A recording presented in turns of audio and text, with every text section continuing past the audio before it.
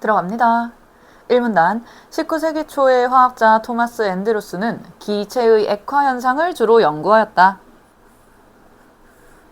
그는 이산화탄소에 압력을 가하는 압축 실험을 통해 이산화탄소의 온도를 31도씨 이하에서 유지하고 압력을 높이면 이산화탄소가 액화된다는 사실을 발견하였고, 말 그대로 기체인 이산화탄소가 특정한 압력 이상에서 기체의 액화 현상을 연구를 했다는 얘기고요. 그리고 31도씨에서 이산화탄소를 액화하기 위해서는 73.8바의 압력이 필요하다는 것을 알아냈다. 그리고 31도씨보다 온도가 높게 유지되면 이산화탄소에 아무리 높은 압력을 가해도 액화가 되지 않는다는 사실을 발견하여 31도씨와 73.8바를 각각 이산화탄소의 임계 온도와 임계 압력이라고 불렀다라고 했으니까, 임계 온도와 임계 압력을 합치면 기체는 기본적으로 특정한 온도와 특정한 압력이라는 두 가지 조건이 충족되어야 액화가 된다는 말이구나, 이렇게 정보 정리할 수 있으실 거고요. 그 이후 좀 더 정밀한 측정 실험으로 이산화탄소의 임계 온도를 31.06도씨로 변경하였다. 이러한 임계 온도와 임계 압력을 함께 일컬어서 임계점이라고 한다. 임계점 마찬가지 체크해 놓을게요. 특정한 기체가 액체로 바뀌는 온도와 압력이겠죠. 임계점 이상의 온도와 압력에서 물질은 액체와 기체의 중간 상태인 초임계 상태라는 게 있어서, 초임계 유체 상태라는 게 있어서 그러한 상태로 존재하며, 임계점은 물질에 따라 고유한 값을 가진다. 당연히 체크해 놓으셔야 합니다. 임계점은 물질에 따라서 고유하게 고정이 되어 있다는 얘기예요. 가령 산소의 임계점은 마이너스 118.6도씨와 50.5바라고 고정이 되어 있는 거고요. 2문단 유체의 성질 중 용질의 용해도에 가장 큰 영향을 미치는 것이 용매의 밀도이다. 일단 영향관계 체크해 놓고 다음 문장으로 넘어갈게요. 용매의 밀도에 따라서 용질의 용해도가 결정이 됩니다. 밀도는 유체가 가지는 단위 부피당 질량을 뜻하며, 어떤 물질을 녹일 수 있는 능력은 유체의 밀도에 의해 크게 좌우된다. 앞뒤 문장 연결할까요? 어떤 물질을 녹일 수 있는 능력은 유체의 밀도에 의해 크게 좌우됩니다. 용매의 밀도에 의해서 좌우되는 게 용질의 용해도였으니까 결국 용질의 용해도라는 표현과 어떤 물질을 녹일 수 있는 능력이다 하는 표현은 같은 말이 되겠네요. 초임계 상태에서는 초임계 상태의 1문단에 있었던 개념정의 계속 끌고 오셔야 합니다. 임계점 이상의 온도와 압력에서 액체도 아니고 기체도 아닌 상태, 액체와 기체의 중간 상태인 그 초임계 상태에서는 초임계 유체를 구성하는 분자 사이의 거리를 조절함으로써 액체와 달리 밀도를 크게 변화시킬 수 있어서 용해도를 큰 폭으로 조절할 수 있다. 정보 연결할게요. 초임계 유체의 경우에는 분자 사이의 거리를 쉽게 조절할 수가 있습니다. 분자 사이의 거리를 조절한다는 건 밀도를 변화시킨다가 되는 거고요. 당연히 밀도라는 것 자체가 분자끼리가 얼마나 조밀하게 붙어 있는지를 우리는 밀도라고 부르는 거니까, 분자 사이의 거리를 조절해서 밀도를 조절하면 했던 말 반복이겠죠. 용질의 용해도를 우리는 조절할 수 있게 될 거예요. 액체와는, 그냥 일반적인 액체와는 다르게 초임계 유체가 훨씬 더 밀도를 크게 변화시킬 수 있다고 합니다. 가령 예시네요. 초임계 유체로 널리 사용하는 이산화탄소의 경우 임계 온도 아래에서 압력을 55바에서 200바로 증가시키면 이산화탄소의 밀도는 약 17% 증가되는데 비해, 여기까지는 일반적인 경우였던 거고요. 그거에 비해 초임계 상태에서는 이산화탄소의 밀도는 약 570%까지 증가시킬 수 있다. 역시나 초임계 유체 상태에서는 밀도를 조절하기가 훨씬 더 용이하다. 밀도 조절을 통해서 용질의 용해도 조절이 훨씬 더 쉽다라는 말이었고요. 산문단. 그림은 두 가지 성분 A와 B가 초인계 유체에 녹을 때 그 용해도를 온도와 압력에 따라 나타낸 것이다. A의 용해도와 B의 용해도 글자 적혀 있는 거 확인 가능하시고요. 언제나 그래프가 나오면 X축과 Y축 확인이 기본입니다. X축 압력의 변화에 따라서 Y축 용해도가 어떻게 바뀌는지를 그래프로 그려놓은 거네요. 다시 그림은 두 가지 성분 A와 B가 초인계 유체에 녹을 때 그 용해도를 온도와 압력에 따라서 나타낸 것이다. 압력은 X축, 온도는 아마 다른 방법으로 보여주겠죠. 압력이 증가함에 따라 A의 용해도는 두 온도 T1과 T2에서 모두 증가하지만 끊어갈게요. 압력이 증가함에 따라서 A의 용해도가 점점 증가한다라는 말은 우상향 그래프에서 확인하실 수 있으실 거고요. 그리고 여기에 적혀있는 T1과 T2가 결국 온도 차이였다 하는 거 이 문장에서 확인해 주셔야 하고요. 여튼 어떤 온도든 T1이든 T2든 압력이 증가하면 용해도는 증가합니다. 비례 반비례 관계 체크는 해 놓으셔야 해요. 하지만 상대적으로 낮은 온도인 T1보다 높은 온도인 T2에서 압력에 대한 용해도 의존성이 더 크다. 확인해 보시면 상대적으로 낮은 온도인 T1은 압력이 높아져도 용해도가 약간 상승한 것에 비해서 상대적으로 높은 온도인 T2는 압력이 높아질수록 훨씬 더 크게 용해도가 상승하고 있으니까 T2의 경우가 상대적으로 압력에 의한 의존성이 더 높다, 압력의 영향이 더 크다라고 우리는 분석을 하는 거네요.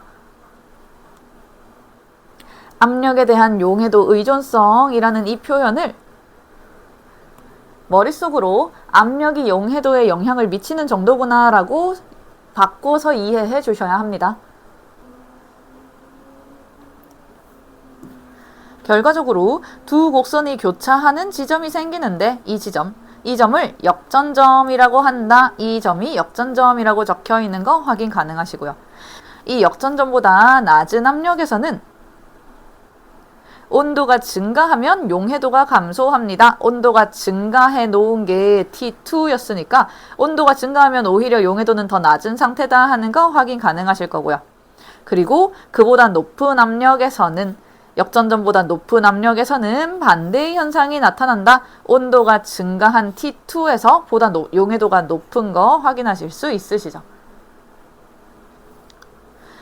B의 경우 초인계 유체에서 압력과 온도에 따른 용해도 곡선의 형태는 A와 유사하지만 유사하게 우상향으로 그려져 있지만 역전점은 A보다 더 낮은 압력에서 나타난다 하는 거 마찬가지 확인하실 수 있으시고요. 그럼 일단 여기까지 정보 정리. 기본적으로 압력이 높을수록 용해도가 증가합니다.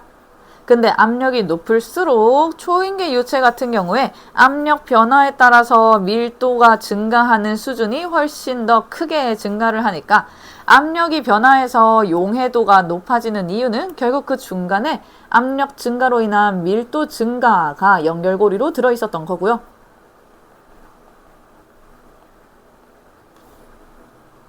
그리고 산문단에 주어졌던 정보, 역전점을 기준으로 한 정보를 정리를 해보면 압력이 역전점보다 낮은 수준에서는 온도가 높을수록 용해도가 떨어지는 거고요.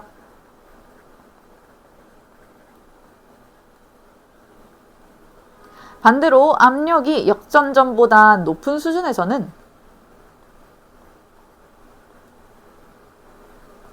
온도가 높을수록 용해도가 높아진다 라고 정리를 하실 수 있겠네요.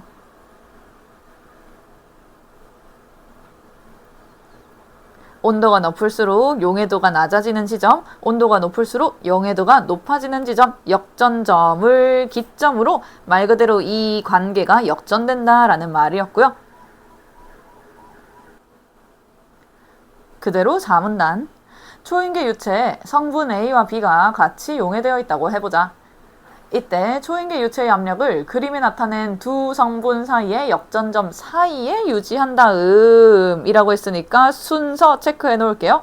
일단 초인계 유체의 압력을 두 성분의 역전점 사이에 유지를 시킬 거예요. 이 그래프에 의하면 B의 역전점인 이 수준, A의 역전점인 이 수준, 이 두 수준 사이의 특정한 지점에 이제 초인계 유체의 압력을 설정을 한다는 얘기. 그곳에 유지한 다음 유체의 온도를 T2에서 T1으로 낮추면 B 성분에 대한 용해도는 감소하는 반면 A 성분에 대한 용해도는 증가할 것이다. 우리가 위에 정리했던 거 역전점을 기준으로 했을 때 압력이 더 작다면 온도가 높을수록 용해도는 낮아집니다. 반대로 바꾸면 온도가 낮을수록 용해도는 높아진다 하는 거니까 지금 현재 이 사이에 위치한 경우 A는 역전점보다 실제 압력이 더 낮은 상태이고요. 그렇기 때문에 온도를 낮추면 용해도가 높아진다인 거예요. A는 용해도가 높아진다인 거고 반대로 B 같은 경우에는 이 사이에 압력이 위치하면 역전점보다 실제 가해지는 압력이 더 높은 수준이기 때문에 그 상태에서 온도를 T2에서 T1으로 낮추는 순간 용해도도 함께 떨어지게 되겠죠. 그래서 B 성분에 대한 용해도는 감소합니다. 이렇게 두 성분의 용해도의 증가, 감소 방향을 반대로 이루어지도록 설정을 하면 따라서 초인계 유체에 용해되어 있던 B 성분은 석출되고 A 성분은 용해된 상태로 남아있게 되는 거예요. A의 용해도는 증가해서 여전히 용해된 상태로 남아있는 거고 그에 비해 B 성분의 용해도는 감소했으니까 녹았던 아이가 다시 녹지 않은 상태로 석출된다라는 결론이었던 거고요. 그 다음 세 번째 과정, 유체의 온도를 다시 증가시키면 다시 T1에서 T2로 바꾼다는 얘기죠. T1에서 T2로 다시 증가시키면 A에 대한 용해도가 아까는 높았다가 이제 다시 감소할 테니까 감소하여 이번엔 A가 석출이 되는 거예요. 이렇게 온도를 조절해서 특정한 압력에서 온도 조절을 통해서 두 성분을 차례대로 석출시킬 수 있다라는 말이었고요. 이런 원리를 이용하여 초인계 유체에 녹아있는 두 성분으로 이루어진 혼합물을 분리할 수가 있어집니다. 이게 우리의 목표였던 거네요. 두 성분으로 이루어진 혼합물을 분리하기 위해서 우리는 특정 압력에서 온도를 낮춘 뒤에 높이는 이러한 변화를 가했던 거고요. 이 방법은 실제로 벤조산과 데카네디올의 혼합물을 분리하기 위해 사용되기도 한다. 오문단, 이와 같이 압력과 온도를 변화시켜 초인계 유체의 용해도를 조절하면 혼합물을 쉽게 분리할 수 있다. 일반적인 액체 용매는 초인계 유체와 같이 넓은 범위에서 용매의 밀도를 조절하는 데 제한적이다. 처음 나온 내용 아니죠? 일반적인 액체의 경우에는 용매의 밀도를 조절하는 게 힘이 듭니다. 앞에 이 문단에 있었던 내용. 액체와는 다르게 밀도를 크게 변화시킬 수 있는 게 초인계 유체였으니까. 일반적인 액체는 밀도를 조절하는 게 제한적이에요. 이러한 이유로 기존의 특정 물질을 분리하는 일반적인 액체 공정에서 액체 용매를 대체하는 효과적인 수단으로 초인계 유체가 주목받고 있다고 합니다. 문제 풀러가시면 1번 문제 윗글의 제목으로 가장 적절한 것은 맞는 것을 골라주셔야 하고 1번 초인계 유체의 개념과 초인계 유체 기술의 발전 방향. 개념은 언급돼 있었지만 앞으로 어떻게 발전할 것인지 언급하진 않았고요. 2번 초인계 유체의 특성과 초인계 유체를 이용한 혼합물 분리 과정에 대해서 설명해 준 게 이 글이었고요. 정답은 2번. 3번 초인계 유체를 이용한 특정 물질 석출 과정의 기술적 한계를 언급하진 않았습니다. 4번 초인계 유체의 안정적인 제조에 필요한 신기술에 대한 이해, 초인계 유체를 어떻게 제조하는지에 대한 언급은 없었으니까 틀린 거. 5번 초인계 유체의 최초 발견에 대한 내용은 일절 없었으니까 5번 선지도 틀리네요. 2번 문제 윗글에서 알 수 있는 내용으로 가장 적절한 것은 옳은 것을 골라주셔야 하고 1번 산소의 임계온도는 이산화탄소의 임계온도보다 높다. 단순하게 1문단에서 사실 일치관계 확인해 주시면 됩니다. 산소는 영하 118.6도였고요. 이산화탄소는 31.06이었으니까 더 낮다라고 선지 수정해 주셔야 되겠네요. 2번 초임계 상태의 물질은 고체와 기체의 중간 상태로 존재하는 게 아니라 액체와 기체의 중간 상태로 존재하는 거였어요.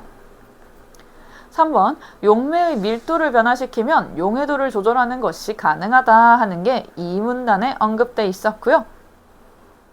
그래서 우리가 이러한 원리를 사용하기 위해 압력을 변화시키는 거였죠. 4번 물질의 밀도 변화 폭은 임계점 위보다 임계점 아래에서 더 크다 라고 되어 있는데 물질의 밀도 변화 폭은 초임계 유체일 때 더 크게 조절이 되는 거였으니까 임계점 아래에서 더 큰 게 아니라 임계점 위 초임계 유체 상태에서 더 크게 작용이 될 거예요.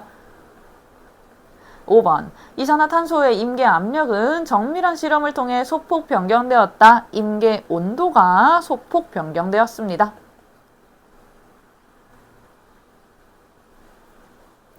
3번 문제 윗글에서 추론한 내용으로 가장 적절한 것은 옳은 것을 골라주셔야 하고 1번 두 물체의 질량이 같을 때 부피가 더 작은 물체의 밀도가 더 작다. 질량이 같다면 부피가 더 작을수록 밀도는 더 커질 거예요.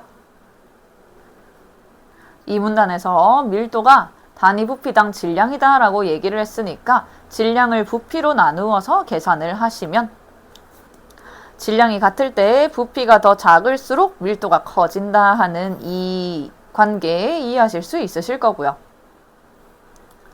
2번 산소의 압력을 아무리 높여도 액화되지 않는 최소의 온도가 있다.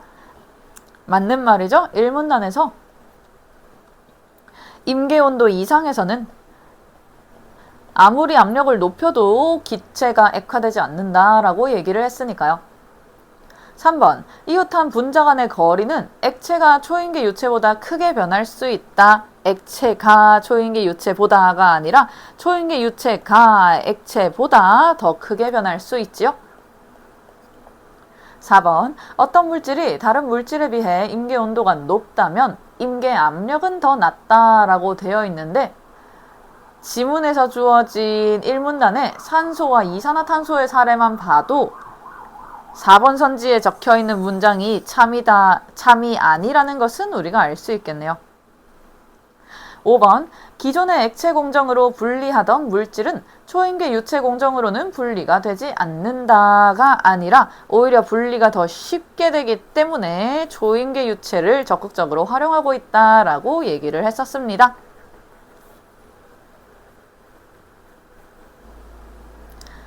4번 문제 윗글을 바탕으로 할 때 보기에 가에서 라에 들어갈 말로 가장 적절한 것은 옳은 것을 고르셔야 하고 보기 어떤 식물 뿌리에 함유된 성분 P와 Q를 초임계 유체에 용해한 후에 분리하고자 한다. 개별 성분 P와 Q에 대한 온도 T1과 T2, T2가 더 높은 온도고요. 그리고 압력에 따른 초임계 유체에서의 용해도는 오른쪽 그래프와 같다. 두 역전점 사이의 압력에서부터 시작을 일단 해야 하니까요. 일단 여기와 여기 사이의 특정한 압력으로 우리는 상황을 세팅해 놓을 거고요.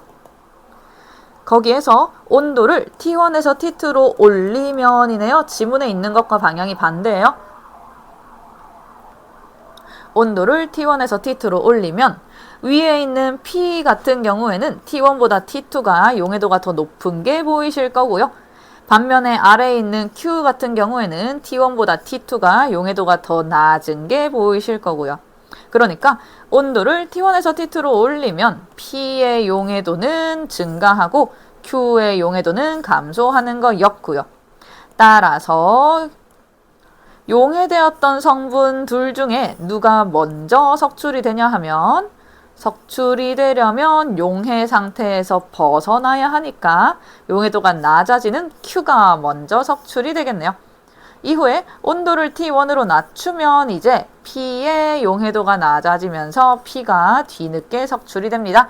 이런 식으로 두 성분을 분리하는 방법에 대한 지문이었으니까요.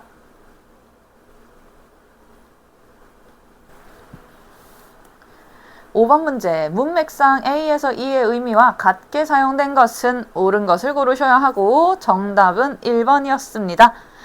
지문에서는 임계압력이라고 불렀다라고 해서 말 그대로 특정한 명칭이 지어지게 된 경위, 명명되었다와 치환될 수 있는 구절을 골라주시면 됐던 거고요. 그런 거로 그 동네 사람들은 그를 불운한 천재라고 불렀다, 명명하였다, 그런 식으로 지칭을 했다에 해당하는 1번은 같은 의미로 해석이 되네요.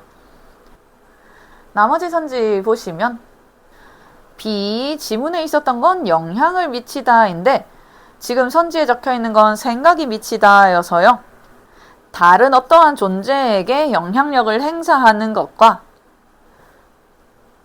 하나의 생각이 어떠한 선, 어떠한 한계에 도달하는 이 미치다는 다른 의미가 되고요. 3번, 지문에 있었던 건 그야말로 개념 정의, 무엇을 뜻한다, 의미한다 였고요.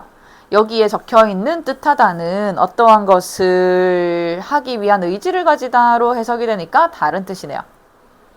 4번, 지문에 있었던 D는 용해된 상태로 남아있는다 였고요.